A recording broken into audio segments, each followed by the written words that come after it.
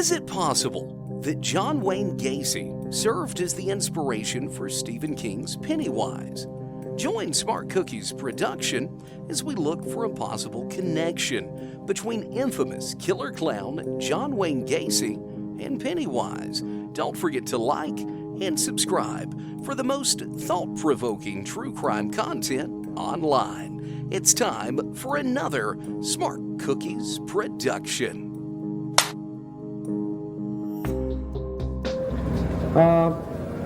The question that goes along with this, of course, is why do people read that stuff? Why do people want to go see those movies?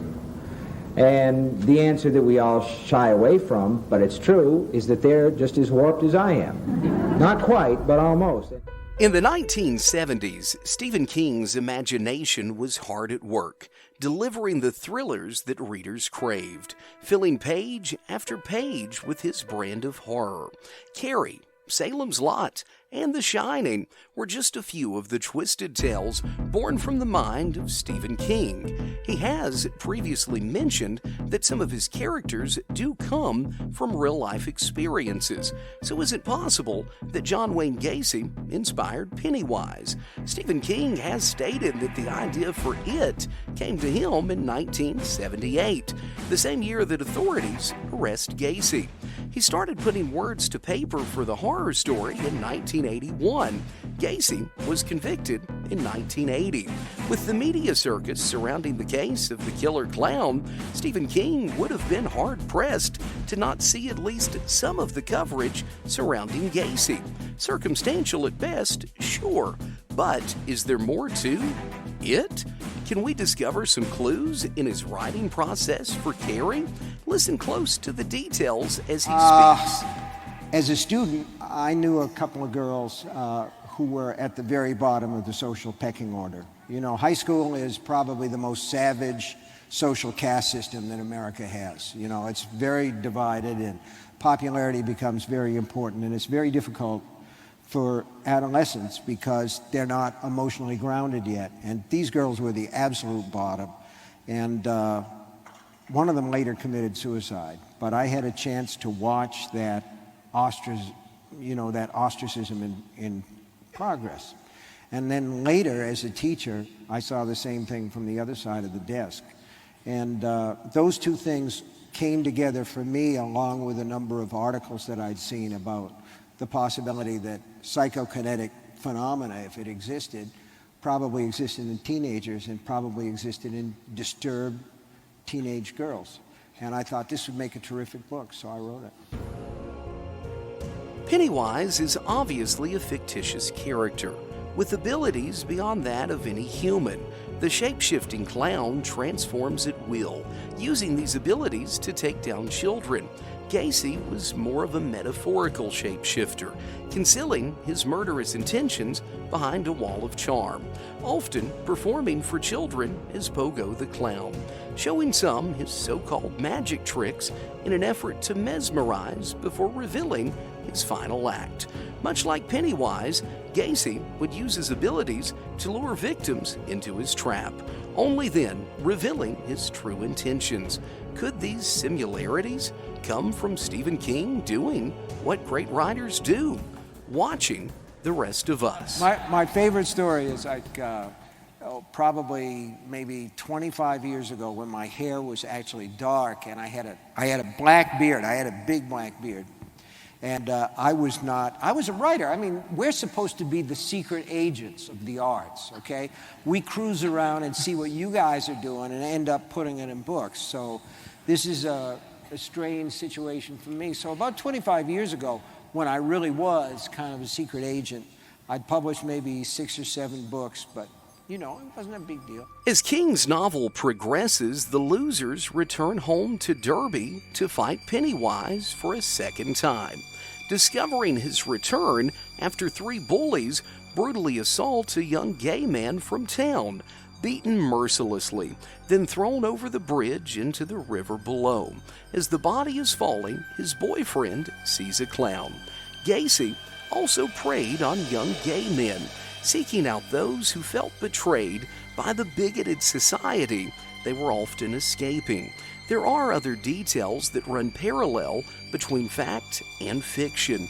Gacy eventually began throwing victims' battered bodies over a bridge into the Des Plaines River. He would dispose of his final victims this way. It became necessary after Gacy's preferred burial grounds fill up. Don't worry, we're getting to that. Christmas, the digging resumed, and each day disclosed more areas where more bodies were found. And the digging was done with it in mind to go down farther than just one body if a body was found in a trench. There were about 8 areas where bodies were stacked on top of each other. The latest horrible news is 6 bodies exhumed. Perhaps the most compelling connection develops when analyzing PennyWise and his lair, taking up residence beneath dairy in the sewers and storm drains, keeping his victims floating. We all float down here, he says, over and over. John Wayne Gacy also kept his victims in his home, buried beneath the very floorboards he walked on. This real-world house of horrors stayed in the headlines while investigators made daily reports on the number of bodies found each afternoon. By the end, nearly 30 bodies were discovered under his home. Press conferences are held on a daily basis to update the body count. The idea that 30 bodies were inside that house was staggering. As the news spread, every media outlet almost in the world showed up eventually. So did Stephen King use John Wayne Gacy as the basis for PennyWise? Listen, here's the thing. I had the idea for that book. Strange. People say, where do you get your ideas? And I make jokes about the answer. I don't know where the ideas come from. They strike like lightning sometimes. Once in a while I can follow a chain of association. Most of the time not, and I don't care. If the ideas come, I'm happy with that. But I had an idea when I was in Colorado that I wanted to write a really long book that had all the monsters in it. I figured if people think that I'm a horror writer, I've never considered myself to be that myself. I'm just a writer. But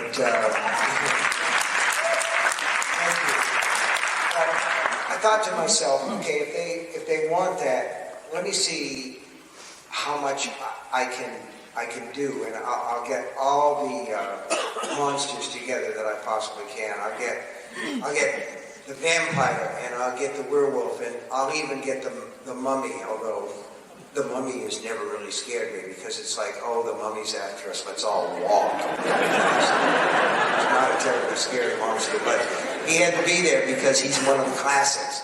And then I thought to myself, there ought to be one sort of binding, horrible, nasty, gross creature, the kind of thing that just, you just don't want to see that. It makes you scream just to see it. And I thought to myself, what scares children more than anything else in the world? And the answer was, clown. So I created PennyWise the Clown in it. And then what happened was ABC came along and said they wanted to make a miniseries out of it. And they wanted to cast Tim Curry as PennyWise.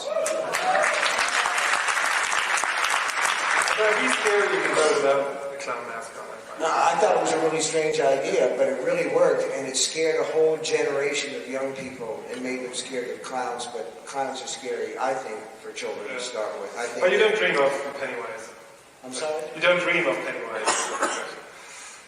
No, I don't exactly dream of Pennywise, but there are scenes in that book that did kind of haunt me and give me nightmares at the time. It seems likely that Stephen King may have been influenced by some of the media attention that John Wayne Gacy was attracting. When he was drawing on his memory for something absolutely horrifying, perhaps Gacy came to mind. Individuals such as John Gacy take up residence in your memory. branding themselves upon your subconscious, waiting to reappear, leading Smart Cookie's production to theorize that when King thought of a creepy clown, Gacy popped into his mind. Stephen King seems more than willing to share the inspiration for his work, if there is one. But in this case, could it be that he's attempting to deny Gacy this claim to fame? Gacy was not executed until 1994, leaving us to wonder if he ever read King's novel, thinking, this sounds familiar, whether consciously or subconsciously. Stephen King must have heard about the monster, John Wayne Gacy.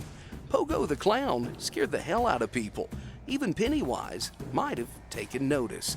Do you think Stephen King used Gacy as part of the inspiration for PennyWise? Let us know in the comments down below. Don't forget to like and subscribe for more of the most thought-provoking true crime content online. Be sure to turn on notifications so you don't miss the next Smart Cookies production. Little, it just sort of built itself up, and the way that the pieces came together at the end was terrific. I like that. But how did